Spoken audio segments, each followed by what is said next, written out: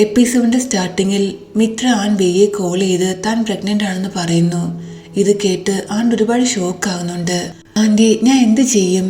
എന്റെ കയ്യിൽ നിന്ന് വീണ്ടും സെയിം മിസ്റ്റേക്ക് പറ്റി. ഞാൻ മരിക്കാൻ ആഗ്രഹിക്കുന്നു. ഞാൻ വിചാരിച്ചു പ്രിൻസ് ചേഞ്ച് ആയെന്ന്, എല്ലാം ശരിയാകുമെന്ന്. പക്ഷെ ഇപ്പോൾ എനിക്ക് എന്നോട് തന്നെ വെറുപ്പ് തോന്നുന്നു. കാരണം പ്രിൻസ് ചേഞ്ച് ആയിട്ടില്ല. വീണ്ടും ഇതുപോലൊരവസ്ഥയിൽ എന്നെ ഒറ്റയ്ക്കാക്കിയിട്ട് അവൻ പോയെന്ന് അവൾ പറയുന്നു. നീ ഇപ്പോൾ ഈ കാര്യം ആരോടും പറയണ്ട. ടെൻഷനിൽ എടുത്തു ചാടി കടുങ്കയൊന്നും ചെയ്യരുത്. ഞാൻ എത്രയും പെട്ടെന്ന് നിന്റെ അടുത്ത് വരാം. ഈ പ്രശ്നം നമുക്ക് രണ്ടുപേർക്കും ചേർന്ന് സോൾവ് ചെയ്യാം. ഒരു കാര്യം നീ എപ്പോഴും ഓർക്കണം, ഞാൻ എന്നെ ഒരുപാട് സ്നേഹിക്കുന്നുണ്ട്. അതുകൊണ്ട് തെറ്റായിട്ടൊന്നും ചെയ്യരുതെന്ന് അവളോട് പറയുന്നു. പ്രിൻ വീട്ടിൽ വന്ന ശേഷം മിത്ര ഹോസ്പിറ്റലിൽ വെച്ച് അവനോട് പറഞ്ഞ കാര്യങ്ങളെല്ലാം അവൻ ഓർക്കുന്നു. ഐ ലവ് യു എന്ന വേർഡിന്റെ മീനിങ് അറിയില്ലെങ്കിൽ നീ ഒരിക്കലും പറയാൻ പോകരുതെന്നെല്ലാം അവൾ പറഞ്ഞത്. അവൻ ഒരുപാട് സാഡ് ആകുന്നുണ്ട്. ഒരു പാർട്ടിയിൽ വെച്ച് ചെന്റെ മദർ പ്രിന്റെ മദറിനെ കാണുന്നു. ഒരു സ്ട്രേഞ്ചറിനെ തന്റെ ഹസ്ബൻഡായി പ്രിന്റെ മദർ അവരോട് ഇൻട്രൊഡ്യൂസ് ചെയ്യുന്നു. ഇവിടെ പ്രിന്റെ മദർ സാഡായി ഇരിക്കുകയാണ്.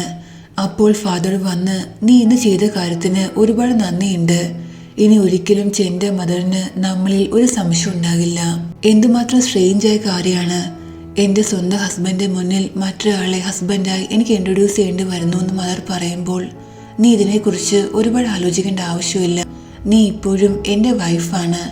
അതൊക്കെ പോട്ടെ, നിന്റെ ഇറസ്പോൺസിബിൾ സണ്ണിനെ കുറിച്ച് നിനക്ക് എന്തെങ്കിലും ഇൻഫോർമേഷൻ കിട്ടിയോ എന്ന് ഡാഡ് ചോദിക്കുന്നു.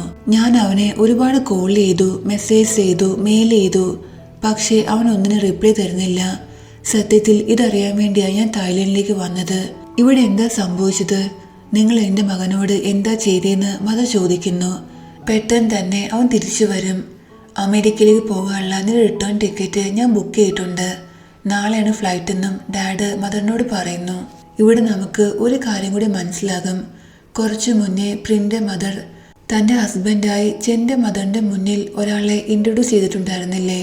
അയാളെ സത്യത്തിൽ ഈ റോൾ ആക്ട് ചെയ്യാനായി പണം കൊടുത്ത് ഹയർ ചെയ്ത് പ്രിന്റെ ഡാഡ് തന്നെയായിരുന്നു. കാരണം ചെന്റെ മദറിന് പ്രിന്റെ മദറിനെയും ഡാഡിനെയും തമ്മിൽ എന്തോ സംശയമുണ്ട്. അത് തീർക്കാൻ വേണ്ടിയാണ് അയാൾ ഇങ്ങനെയൊക്കെ ചെയ്തത്.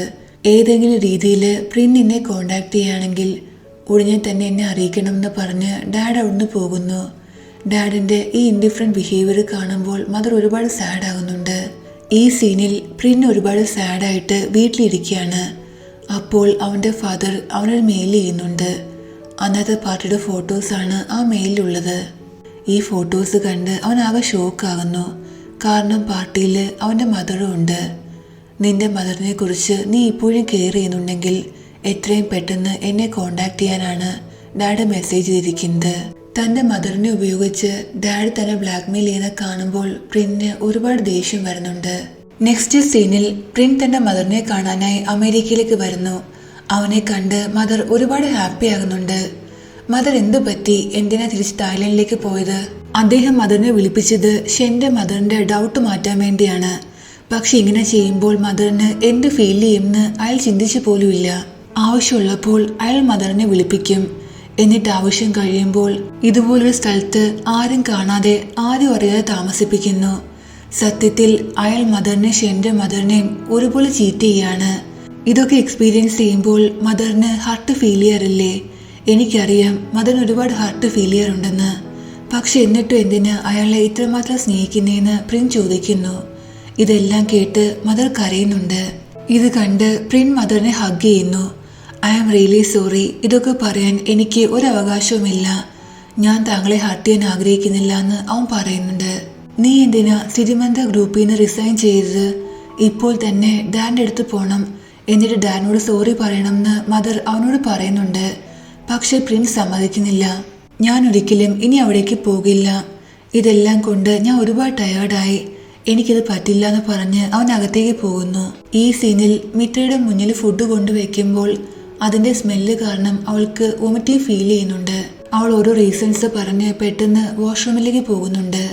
തൻ്റെ ബേബിയെക്കുറിച്ച് ആലോചിച്ച് അവൾ ഒരുപാട് വറീഡായിരുന്നു. വെളിയിലേക്ക് വരുമ്പോൾ അവളെ വെയിറ്റ് ചെയ്ത് ഗണ്ണോടെ നിൽപ്പുണ്ട്. അവൻ അവളുടെ കയ്യിൽ പിടിച്ച്, നിനക്കറിയാവുന്നതല്ലേ, ഞാൻ നിന്നെക്കുറിച്ച് ഒരുപാട് വറീഡാണ്. നിനക്ക് എന്ത് പ്രശ്നമുണ്ടെങ്കിലും എന്നോട് ഷെയർ ചെയ്യാം. എന്ത് പ്രശ്നമാണെങ്കിലും ഞാൻ നിന്റെ കൂടെ ഉണ്ടാകും. മിത്ര അവന്റെ കയ്യിൽ നിന്ന് കൈ മാറ്റി, നീ വറി ചെയ്യേണ്ട ആവശ്യമില്ല. കാരണം ഞാൻ ഓക്കെ ആണെന്ന് പറഞ്ഞ് അവിടുന്ന് പോകുന്നുണ്ട്. അവളുടെ ബിഹേവിയർ കണ്ട് ഗണ്ണ് ഒരുപാട് സാഡ് ഫീൽ ചെയ്യുന്നു. പാമിന്റെ സത്യം മനസ്സിലാക്കിയ ഷെൻ നല്ല സാഡായിരുന്നു. അവൻ ഒരുപാട് ഡ്രിങ്ക് ചെയ്യുന്നുണ്ട്. ഡ്രങ്ക് ആയിട്ട് അവിടെ ഇവിടെ ഇങ്ങനെ അലഞ്ഞ് നടക്കുകയാണ്. പാം, നീ എന്തിനാ എന്നോട് ഇങ്ങനെയൊക്കെ ചെയ്തേന്ന് ചോദിച്ചുകൊണ്ട് ലാസ്റ്റ് അവൻ നായുടെ ഷോപ്പിന്റെ ഫ്രണ്ടിൽ വരുന്നു. അവിടെ കിടന്നും അവനിങ്ങനെ ഓരോന്ന് പറഞ്ഞുകൊണ്ടിരിക്കുകയാണ്. ഇത് കണ്ട് കസ്റ്റമേഴ്സ് എല്ലാം ഒരുപാട് ഡിസ്റ്റർബ് ആകുന്നുണ്ട്. ഞാൻ ഒരു ബക്കറ്റും വെള്ളമായിട്ട് വന്ന് അവളെ തലയിൽ കൂടെ ഒഴിക്കുന്നു. സത്യം അക്സെപ്റ്റ് ചെയ്യാൻ നിനക്ക് പറ്റില്ലെങ്കിൽ നീ പോയി മരിക്കാൻ അവൾ പറയുന്നുണ്ട്. ഇങ്ങനെയൊക്കെ പറയുന്നുണ്ടെങ്കിലും ഷെന്നോട് അവൾക്ക് ഒരുപാട് സഹതാപം തോന്നുന്നു. അവൾ അവനെയും കൂട്ടി അകത്തേക്ക് വരുന്നു. എന്നിട്ടൊരു ഹോട്ട് കപ്പ് കോഫിയും ടവലും കൊടുക്കുന്നുണ്ട്. ഞാൻ ഇനി എന്ത് ചെയ്യും എന്ന് ഷെൻ ചോദിക്കുമ്പോൾ സത്യം അക്സെപ്റ്റ് ചെയ്യൂ, നിന്റെ ലൈഫ് ജീവിക്കാൻ അവൾ പറയുന്നു. എന്നിട്ട് ഞാൻ അവിടെ എണീറ്റ് പോകാൻ തുടങ്ങുമ്പോൾ അവൻ അവളെ തടഞ്ഞ് പ്ലീസ് എന്നെ വിട്ട് പോകരുതെന്ന് പറയുന്നു. ഞാൻ എൻ്റെ ഫ്രണ്ട്സിനെ ഒരിക്കലും ഒറ്റയ്ക്കാക്കാറില്ല.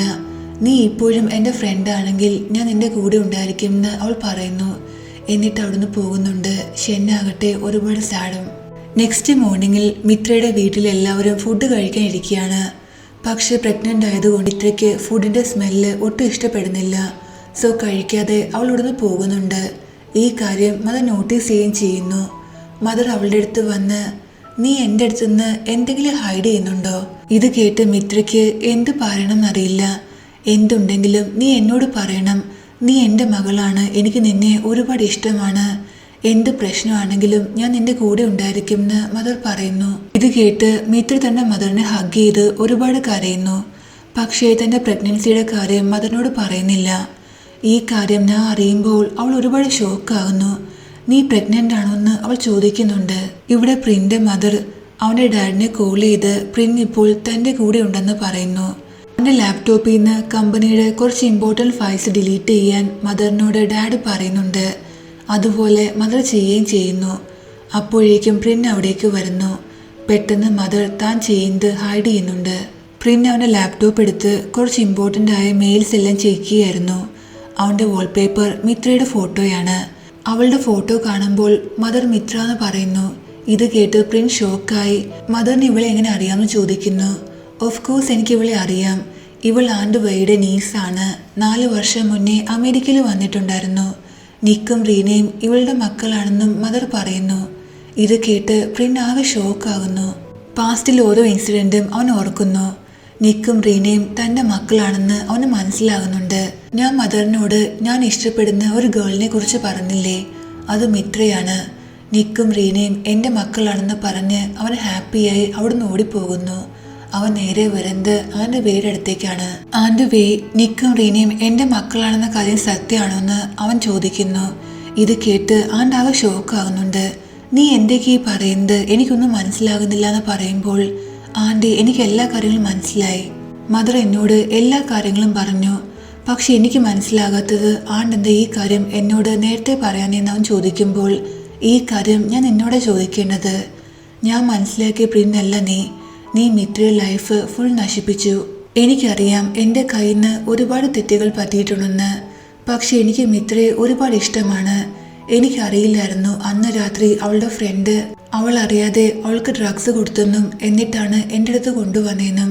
സോ ഞാൻ വലിയൊരു തെറ്റ് ചെയ്തു. എനിക്കതൊരിക്കലും ചേഞ്ച് ചെയ്യാൻ പറ്റില്ല. പക്ഷെ പ്ലീസ് ആൻഡ് എനിക്കൊരു ചാൻസ് തരണം എന്ന് അവൻ പറയുന്നു. ആൻഡ് മറുപടി ഒന്നും പറയാതെ നിൽക്കുന്ന കാണുമ്പോൾ ആൻഡ് മുന്നിൽ നീൽ ഡൗൺ ചെയ്ത് അവൻ ആനോട് സോറി പറയുന്നുണ്ട്.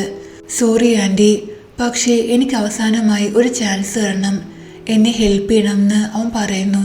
ഇവിടെ ടോഡ് ഒരുപാട് ദേഷ്യത്തിൽ പബ്ബിലിരിക്കുകയായിരുന്നു. കാരണം ക്രിട്ട് അവനെ കോൾ ചെയ്ത് എനിക്ക് വേണ്ടി ഒരു 5 മില്യൺ തരാൻ പോലും നിന്നെക്കൊണ്ട് പറ്റിയില്ല, പിന്നെ നീ എനിക്ക് വേണ്ടി എന്ത് ചെയ്യാനാ? അതുകൊണ്ട് ഇനി ഒരിക്കലും എന്നെ കോണ്ടാക്ട് ചെയ്യാൻ ശ്രമിക്കരുത്.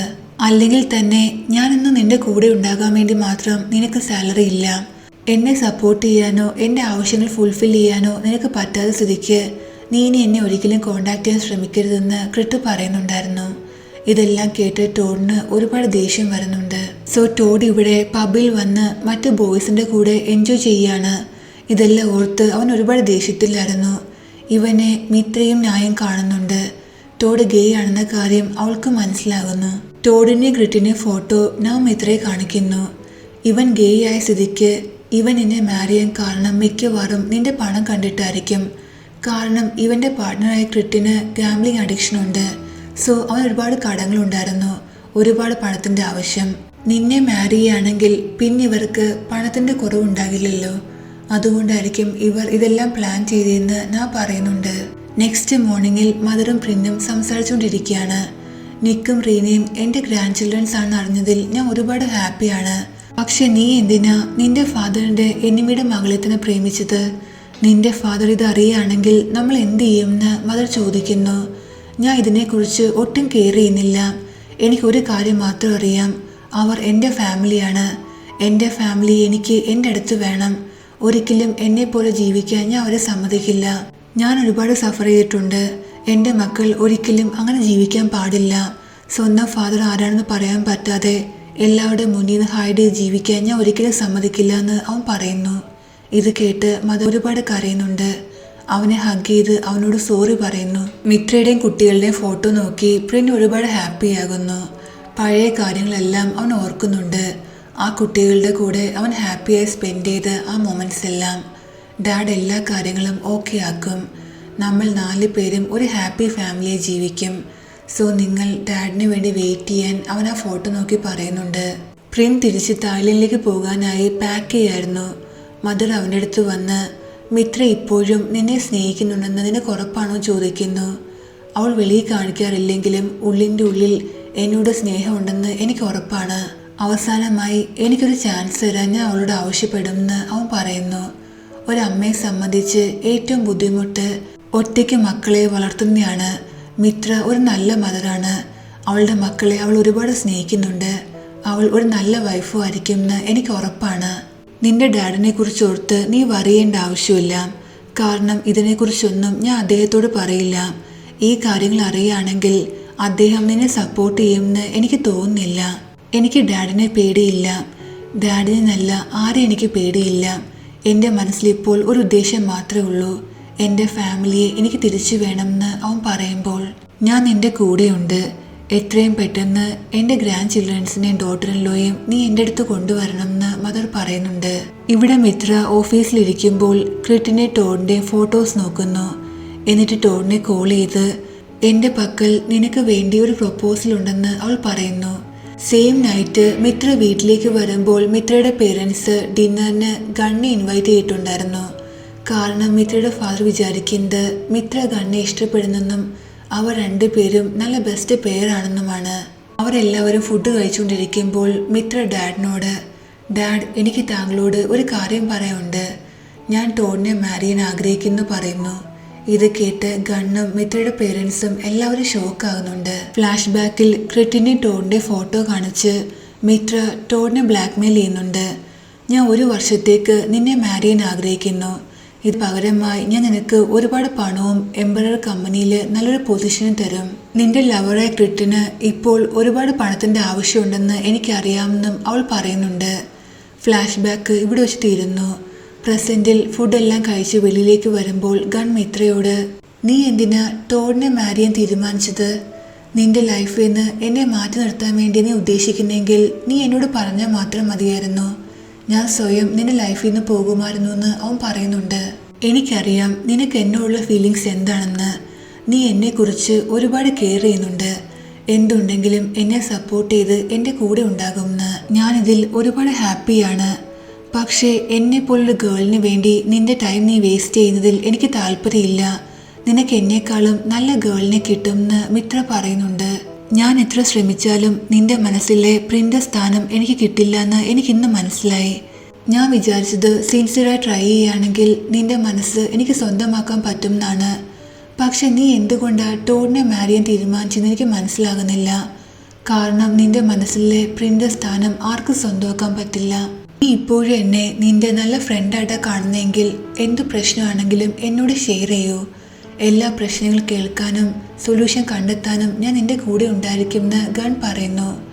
നീ ഇതുവരെ എന്നെ ഒരുപാട് ഹെൽപ്പ് ചെയ്തിട്ടുണ്ട്. അതിനെല്ലാം ഒരുപാട് നന്ദിയുണ്ട്. പക്ഷേ എൻ്റെ പ്രശ്നങ്ങൾ ഞാൻ സോൾവ് ചെയ്തോളാമെന്ന് പറഞ്ഞ് അവൾ അവിടുന്ന് പോകുന്നു. ഗണ്ണാകട്ടെ ഒരുപാട് സാഡും. വീട്ടിൽ വന്ന ശേഷവും മിത്രയെക്കുറിച്ച് ആലോചിച്ച് അവൻ ഒരുപാട് സാഡായിരുന്നു.